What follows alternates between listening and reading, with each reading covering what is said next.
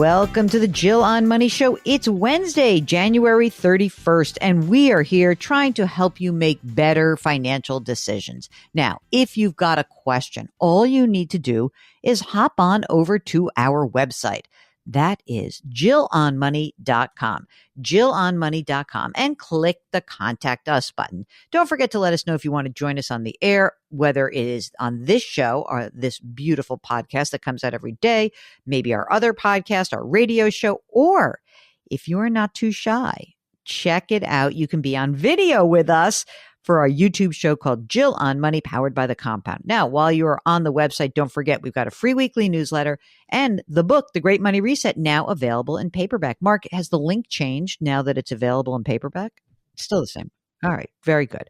Check it out. I think that a lot of people now in this kind of, I feel like this is the first real post-pandemic year. I really do. I don't know why. It's like last year was sort of the splurge year. Now everyone's like, okay, wait, I got my head back on straight. I did my fun time. I've done everything I need to do. Now, what do I want to do next? And if that's you, if you're considering a change in your life, not only do we want to hear from you, but the Great Money Reset is a great companion guide for that process. So check that out. All right. Today, we are talking to Mike, who's on the line from New York. Hello, Mike. What can we do for you? Hey, Jill and Mark. Just want to let you know I'm a long-time listener, big fan, read both of your books. Yay! Thank you. And I just had a quick question about Roth 401k contributions. I know you and Mark are really big, fans of that. And I just wasn't sure if I should continue contributing because I live in a high-tax state and I'm in a 32% tax bracket right now.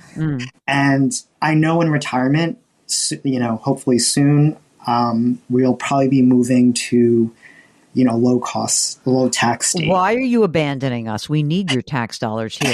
How dare you? How dare you? I'm tired of paying the high taxes. Oh, geez. Okay. Well, first of all, Mike, how old are you? I'm 45. You're 45. Are you married, single? What's your story? I'm married. Okay. And how old is your spouse? 46. Is the spouse on board with this idea of I'm leaving New York? So. I mean, because because he might get a pension, but he has like 20 plus years before he gets the pension. So. Oh, well, okay. Let's do some more numbers. So how much do you earn right now, Mike? So right now I'm around 430-ish. Okay, great. And he earns how much? About 75. Is he a teacher? Yes, he is. Okay. But he only has like 10 years in, or how many years does he have in? He has like 4 years in. Okay. So is he like a career changer? Yeah, this is like his second act. So. Okay. I mean, 4 years in, it's like hard to kind of swallow another 16 to get to that 20 is the magic number, basically. That's where you start to get something. But maybe you don't need it. Maybe you don't need the pension, although New York City pensions are fantastic for teachers. I know for people listening, they're not as good as they used to be, but they're still pretty great. What has been the kind of the game plan? Like when you say we'll eventually move, like when do you think that could happen? So that's, our plan was always to, move to a low cost state and buy a house outright. But it looks like after the pandemic, like my plans totally blew up in my face because the place where we wanted to move became more expensive than where we live now. Oh my God. I think that's probably true among a lot of people. Are you renting or do you own in the city? I own. How much is your place worth? Last time I checked, it's about $900. And do you have an outstanding mortgage on it? Yes, I have about $470 at 30-year fixed at 3.1%. Okay. All right. So that's great. And right now you said you're using a Roth option or you're using a traditional, and how much do we have in each? Okay. So I go back between the two. So in total retirement, I have about $1 million and about 120 of that is in Roth. What about teacher hubby? Does he have any money from his first act career in some rollover or something, or where is that?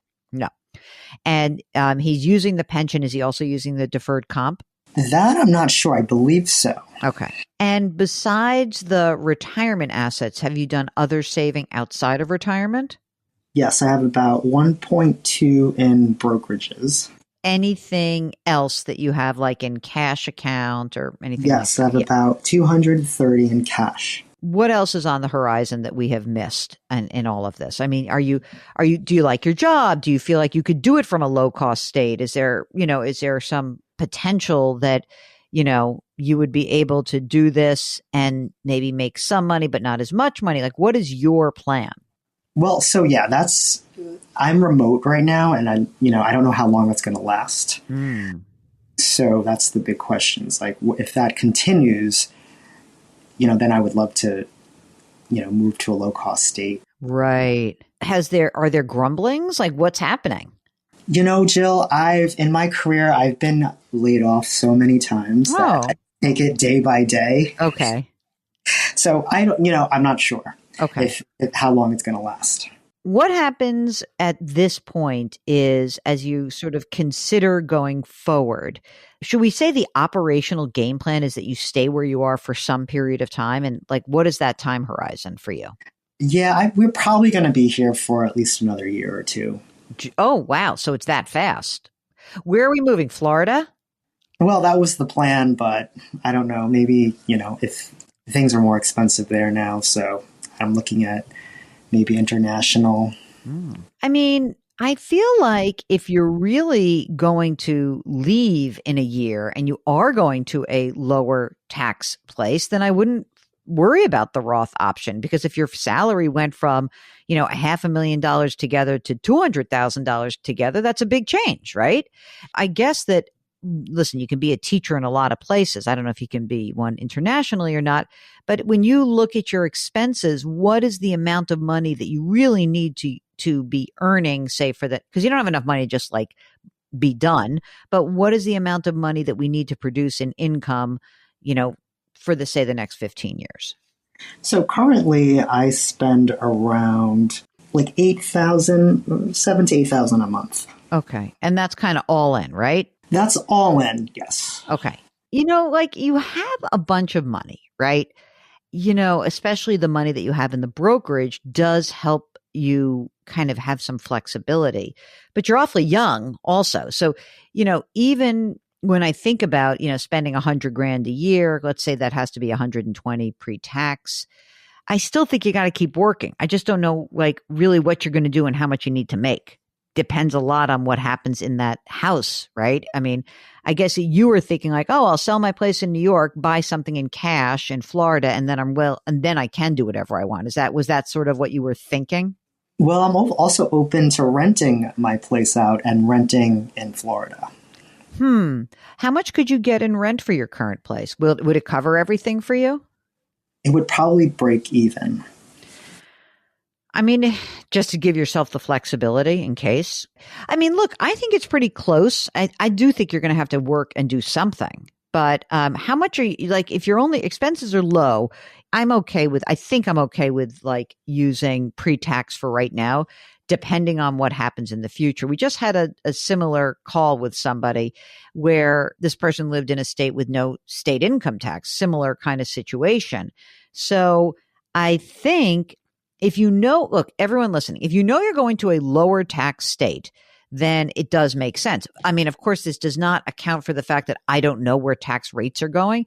And I'm a little worried about you're so young that you guys have to make some money. And, yes, you could get coverage for healthcare through the Affordable Care Act, and that would be fine. But I just think that you have a lot of money saved, but not so much that you never have to work again. If your husband were making let's say you go to a low tax state. By the way, low tax states pay teachers like crap. That's part of the reason that they have low taxes, right? So, right. So he makes, let's just pretend you're like, okay, we're not going to move to Florida, but we're going to move to, what's another tax? New Hampshire. It's a little wrong weather, but okay, you're going to move to New Hampshire, no state income tax. And, he's going to make 45 as a teacher, and you're going to get some job and you're going to make 100, 150. Like, all I need you guys to do is cover your expenses with your income.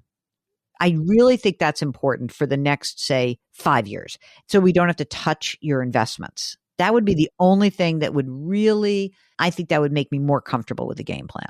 And then, he would definitely have to work because we need his health insurance. I mean, you could buy it. Like someone just pointed out to us on the show. I just wanted, like one of the listeners said, we have to really remind people that the Affordable Care Act has good coverage, and it's true. So you can get coverage. It just would mean that your expenses would rise a bit. But if he's a teacher in a place that has decent coverage, that would, of course, do the job. I don't want you to have all these regrets like, oh, I should have done it then. Like you've made a lot of money and put a lot of money away. You're in great shape. You're in fantastic shape. So I think I should have led with that. But I think because you're so young, and we have to assume that like if you stopped working tomorrow, you'd have, more than 4 decades of retirement. What else is on your kind of horizon as you look ahead to other decisions that are going on in your life? Do you guys have siblings, children? I didn't even ask about this. I presumed you would have told me if you did. Aging parents that you need to worry about. Like, what else do you think is a factor in this decision making? Yeah, so that's a good point. I think for right now we're good, but who knows what that's going to hold in the future. We do have aging parents, but they're okay for now and well taken care of. Okay. I like well taken care of. God knows, believe me. That's the most important. I mean, look, I think you're okay. I think it is a possibility. I think all of this will work. I really do. But I'm also pretty clear that it's at 45 years or 50 years, a long, long time. So I want to make sure that we're at least conservative about it. If you're willing to work, then changing and shifting makes a ton of sense to me. Given what you're telling us that you really want to move to a low tax state, then that would argue for using the pre-tax retirement today. Maybe you're in a low tax state and you're earning less money so that your whole tax bracket, like you're in way different territory. If we're talking about, between the two of you, you're making 150 grand a year or something, right? Now you're going from 35% top federal to 22% top federal, no state. Then all of a sudden it starts to look like a much more interesting scenario. By the way, Mark, it just occurs to me, like this is one of the problems with when we have people who they're being smart, like you're being smart to manage your own destiny, Mike. But I feel like, oh my God, people are going to leave New York. But Mark, won't everyone still come to the center of the universe because they want to be here? We know where Mike lives. We know what neighborhood he lives in. Can you imagine going from that environment to, say, Florida? No, I can't, because I remind myself, no disrespect to our friends in Florida who are listening, and we are so grateful that you're listening. But my grandfather, my mother's father, used to call Florida God's waiting room. But I mean, but first of all, also like it has changed quite a bit, right? So right, so all the New Yorkers, right? They're all down there now. So pizza's getting better. I guess we need to just import the water from New York to Florida. Yeah, I know. You'll never get me out of New York. What can I tell you? Unless I'm going to Italy. That's about it. Or London. I'll go to London or Paris. Any of the great European cities. So basically, Jill, I need a great city, and that's New York. Oh, yeah. You live in one, and you pay for that. That's the problem. It is a high tax state. I get it. We have tons and tons of services. We have, a lot at our fingertips. But I do understand the imperative of, feeling like you're, when you have a certain amount of income and really making the tax code work for you, that I totally understand how hard that can be. I really, really do. So I'm going to wish Mike the very best of luck. I hope you don't leave New York. We want to keep as many people here as possible. On the other hand, for all the reports that New York being dead, I can tell everybody listening, and even Mike and Mark can both say, there's nothing dead about New York. For all the people who wrote blogs and who said things it's alive, it's well, and it is cooking. I'm really surprised by that answer because I thought you guys were going to say keep plugging in that Roth. I don't know. Mark would say, Mark says yes. I say no. I think if you're committed to go to a low tax state, then you shouldn't. Well, I mean, that's a big part of the equation that has to happen. I mean, that's a big change. So maybe give it a year. And if things haven't changed or aren't moving in that direction, and it looks like you might be staying put for a bit longer, I would start doing Roth. You have $1 million pretty much pre-tax. You're a high earner, so I suspect you're going to continue to make pretty good money, whatever it is you're going to be doing. Give it a year. If nothing changes in a year, keep doing Roth. Sounds like a plan. Good luck. Hey, if you are considering big changes, moving to a low tax state, basically Mark and I I don't really have envy. I think I never have worried about, I always just want to live where I live, and I'll adjust my lifestyle accordingly based on the tax structure. I'll do the best I can, but you should live where you want to live, and you shouldn't. I always find that those surveys, like, here's the best place to retire. Like, okay, it might be a great place to retire financially, but you still have to live there. You have to have friends there. You have to get excited about where you are. So if you are thinking about a different venue, a different geographic location, and you want to know how to work that into your overall game plan, give us a holler. Go to JillOnMoney.com. Click the Contact Us button. Let us know if you would be willing to come on the air. Don't forget, you can subscribe to Jill on Money on the Odyssey app or wherever you find your favorite podcast. Please leave us a rating and review wherever you listen. And of course, lift someone up. Change your work, change your wealth, change your life. Thank you for listening, and we'll talk to you tomorrow.